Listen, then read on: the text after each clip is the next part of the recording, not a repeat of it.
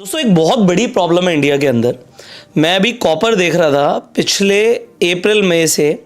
इसने अभी जो रिसेंटली हाई मारा था, कितना मारा था, ऑलमोस्ट 87-88% के रिटर्न्स दिए हैं कॉपर ने। प्रॉब्लम क्या है कि इंडिया के अंदर आप कॉपर खरीदोगे कैसे? अच्छा, सुनार ज्वेलर जो होता है सोना चांदी बेचता है, तांबा तो बेचता नहीं है। बट आप देख रहे हो आपके घर के आगे रोड बन रहे हैं, तारों पे बिजली के जो तार लग रहे हैं उसमें कॉपर लग रहे हैं। कॉपर हर तरीके से सिल्वर के बाद नेक्स्ट अगर हम कंडक्टर की बात करते हैं तो कॉपर का नाम आता है। इंडस्ट्रीज बढ़ रही हैं, एआई की टेक्नोलॉजी बढ़ रही है, कॉपर ने बढ़ना है। हमें भी समझ आ रहा है कॉपर ने बढ़ना है, बट खरीदें कैसे? तांबा खरीद के घर पे लाके रख दें क्या? ऐसा तो नहीं कर सकते। क्या कोई कॉपर का ईटीएफ है? अब अगर आप ईटीएफ समझना चाहते हो तो आप परफेक्ट वीडियो पर आ गए हो, बिकॉज यार ये प्रॉब्लम है। I want to invest in copper, but in Indian market there is no ETF. तो मैं इन्वेस्ट कैसे करूं? मैं आपको आज कुछ ऑप्शंस बताऊंगा, पहले बड़े ध्यान से समझिएगा। एग्जाम्पल, हम IND मनी के प्लेटफॉर्म पर जाते हैं। IND मनी का लिंक भी आपको डिस्क्रिप्शन और पिन कमेंट में मिल जाएगा। यहां पर जाकर आपको लिखना है CPER।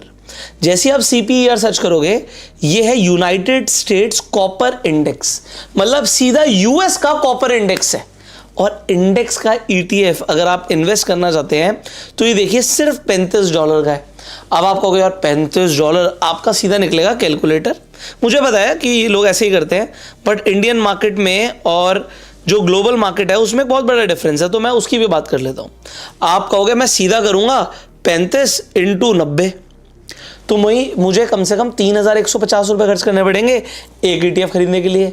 आपको मैं बता दूँ कि भाई यूएस के अंदर ऐसा नहीं होता। जैसे इंडिया में अगर आप MRF का शेयर प्राइस आज सर्च करते हो और आप देखते हो ऑलमोस्ट 1.5 लाख रुपए का है, 1,46,400, तो 1.5 लाख पूरे खर्च करने पड़ेंगे, और जिसके पास 1.5 लाख नहीं है वो MRF का शेयर नहीं ले पाता। बट यूएस के अंदर ऐसा नहीं होता। अगर आपके पास 3,150 छोड़ो, सिर्फ 150 भी है तो भी आप इन्वेस्ट कर सकते हो। इसे बोलते हैं फ्रैक्शनल शेयर या फ्रैक्शनल इन्वेस्टिंग। अब देखिए, ये कोई वीडियो जो है ये कोई रिकमेंडेशन तो है नहीं, ना मैं कोई सेबी रजिस्टर्ड एडवाइजर हूं। मैं आपको सारे ऑप्शंस बता देता हूं, आप सुन लीजिए, आपको जिसमें ठीक लगे अपनी सूझबूझ से इन्वेस्ट करिएगा, ना करना हो ना करिएगा, बट मैं आपको ऑप्शंस बता रहा हूं। ये वीडियो सिर्फ एजुकेशनल पर्पज के लिए। सो एक ऑप्शन मैंने आपको बताया, यूनाइटेड स्टेट्स कॉपर इंडेक्स का जो ETF है वो इतना चल रहा है और अभी भी देखो भागी रहा है जिस वक्त मैं वीडियो बना रहा हूं। अगर आप इसकी रिटर्न देखोगे तो इसकी रिटर्न भी आपको चार्ट ऊपर जाता हुआ दिख रहा है। अब आपको एक इंपॉर्टेंट चीज बताऊं, जो हम कॉपर का प्राइस इंडिया में देखते हैं ये रुपये में होता है और ये डॉलर में है, और आपको पता है डॉलर तो वैसे ही बढ़ रहा है, तो आपको डबल बेनिफिट मिल रहा है। कॉपर का प्राइस तो बढ़ ही रहा है और आपका डॉलर भी बढ़ रहा है। जो आप बेचोगे तो डॉलर में पैसे आएंगे। तो अगर कल को डॉलर 95 या 100 रुपीज का हो जाता है तो आपको डॉलर के हिसाब से पैसे वापस आएंगे। ये इंपॉर्टेंट चीज है, याद रखिएगा। और इसीलिए जो रिटर्न है वो एग्जैक्टली मैच नहीं करेगी। यहां पर डॉलर में रिटर्न है और इंडिया के अंदर रुपये में रिटर्न है, तो रुपये भी डेप्रिशिएट कर रहा था प्लस कॉपर बढ़ रहा था, तो MCX पर आपको डबल रिटर्न दिखती है। ये मेरे को बताना जरूरी है, काइंड ऑफ अ डिस्क्लेमर, कि लोग जाके रिटर्न कंपेयर करेंगे तो उन्हें लगेगा नहीं यार इंडिया में तो कॉपर ने ज्यादा रिटर्न दिए, यूएस में कम दिया। अरे भाई, इंडिया में रुपये भी तो टूटा है, तो वैल्यू कम हो गई, तो इसलिए आपको कॉपर बढ़ता हुआ दिखता है। अब मैंने आपको बोला था मैं आपको सिर्फ एक ऑप्शन नहीं बताऊंगा, एक बता दिया।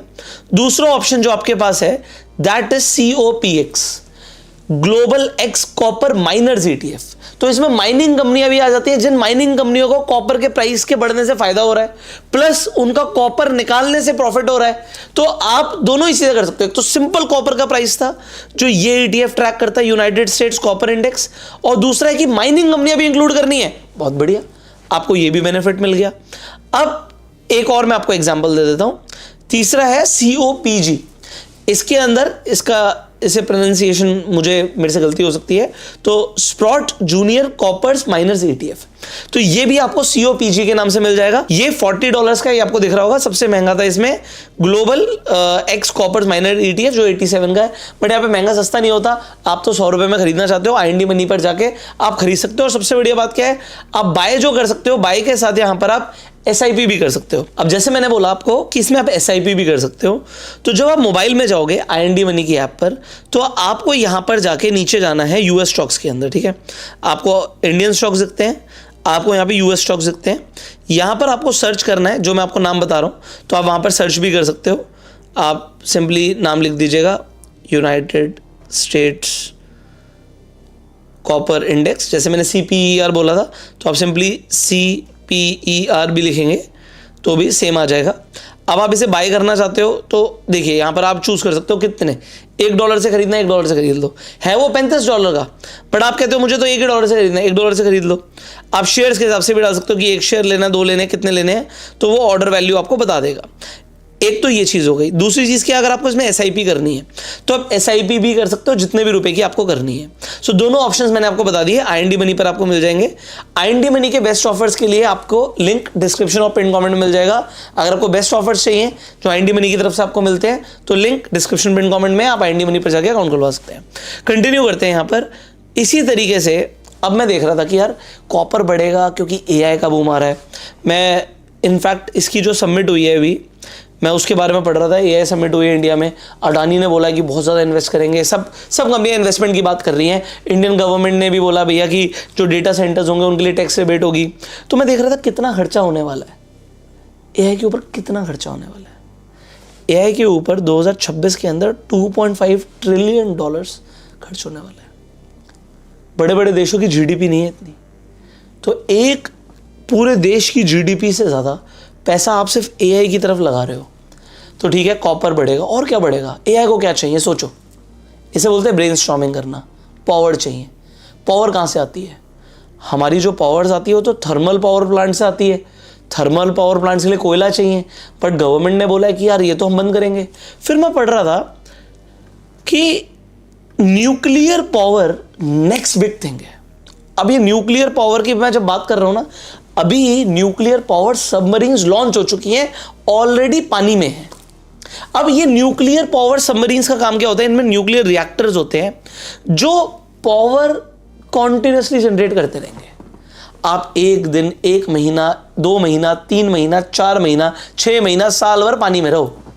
आपको बार बार जाके फ्यूलिंग नहीं करानी। जैसे आप गाड़ी में तेल भरवाते हो ना, इसमें तेल नहीं भरवाना, इसमें न्यूक्लियर रिएक्टर्स लगे हैं और वो पावर जनरेट करते जा रहे हैं।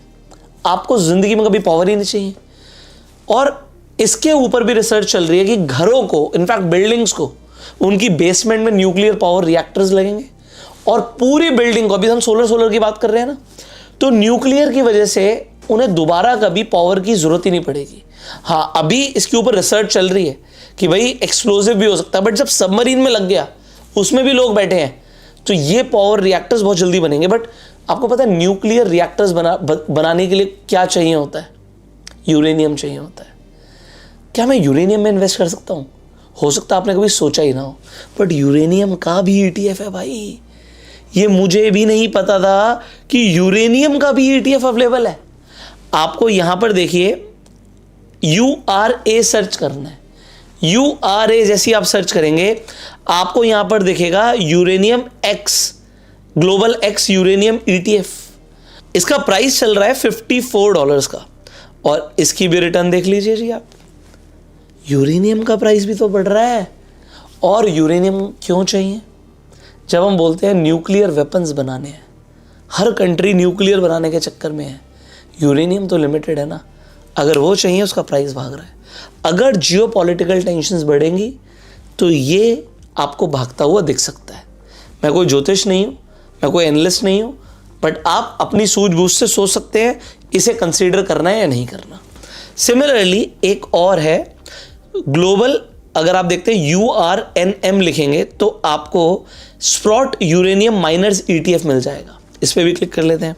ये 73.56 का है। अब माइनर्स ETF में समझ लीजिएगा माइनर कंपनीज भी आ गई हैं, तो ये भी आपके पास एक ऑप्शन है।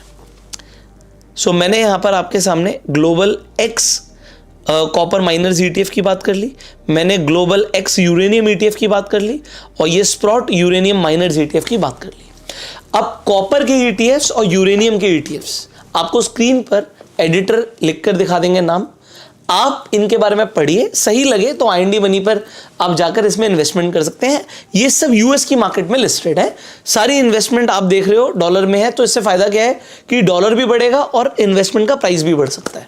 इसके साथ साथ मैं आपको बता दूं, अगर आप यूएस स्टॉक्स में इंटरेस्टेड हैं, आप यूएस स्टॉक्स या यूएस ETFs में इन्वेस्टमेंट करना चाहते हैं, तो वो आप IND मनी पर कर सकते हैं। IND मनी के और भी बहुत सारे फीचर्स हैं, सो उन्हें जाके एक्सप्लोर कीजिएगा। फाइनली, आपको कॉपर और यूरेनियम में से क्या लगता है अगले 5 साल में क्या ज्यादा रिटर्न दे सकता है?